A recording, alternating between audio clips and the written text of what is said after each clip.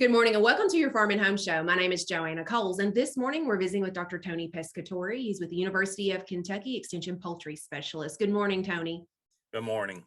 Now, Tony, today we're going to talk a lot about something that's been in the news, this avian influenza. Can you tell us a little bit more about what this is? Well, avian influenza is a flu virus that is specific to birds. We can classify it as either a high path or a low path, and that's based on its ability to kill birds. And high path AI, when the one that kills a lot of birds, is viewed as a foreign animal disease in the United States.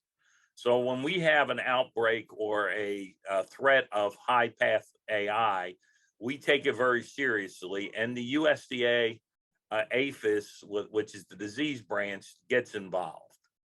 Absolutely. And at the time of filming, there have been cases confirmed in Kentucky, correct? We have two cases that we are dealing with in Kentucky. We have a broiler farm in Fulton County that is tested positive, and we have a turkey farm in Webster County that's tested positive. And both of those flocks have been identified and they have been depopulated.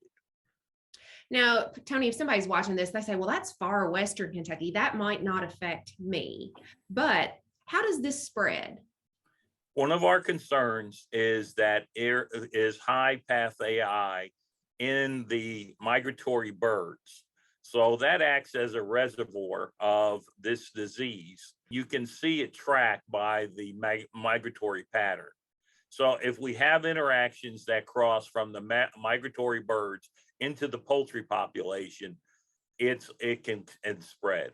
And this is not just a disease of commercial operations. It's a disease we have to worry about in all poultry and all birds. So even the small backyard flock is at risk of this disease. And so what are some tips to make sure that you keep your flock safe, even for our backyard poultry producers? One of the things is to keep your flock closed. Make sure you're not adding any new birds at this time. Also limit the interaction between migratory birds. So if you're out in the woods or if you're out hunting, you want to make sure you're cleaning your boots, you're cleaning your vehicles, you're cleaning your ATVs. It's also a good idea to have designated clothes to take care of your flock. So if you're going in to take care of your flock, have designated boots or disposable boots and designated clothes. The other thing is, if you don't share equipment or things of that nature, or feeders or waters, and then also make sure you have a good water source that is not contaminated by migratory bird droppings.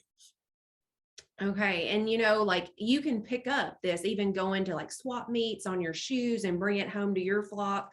So you want to make sure that you're vigilant when you're going out to places as well where birds are present. So what are some of the signs though? How would I know that I even have high mortality or sudden death? A drop in water consumption. Okay, so definitely things that people need to keep their eye out for. This is not a human health risk at this time. There has not been a high path AI in humans in North America. We also make sure that the animals that are infected do not get into the U.S. food chain, and so those birds are not used for human consumption.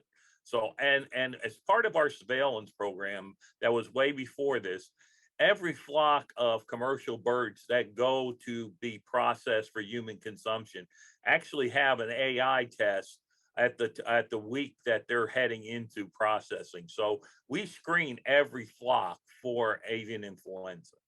One of the things that I do want to leave with is that if you have a sick or dead birds on your farm that are unusual, your viewers need to call 1-866-536-7593.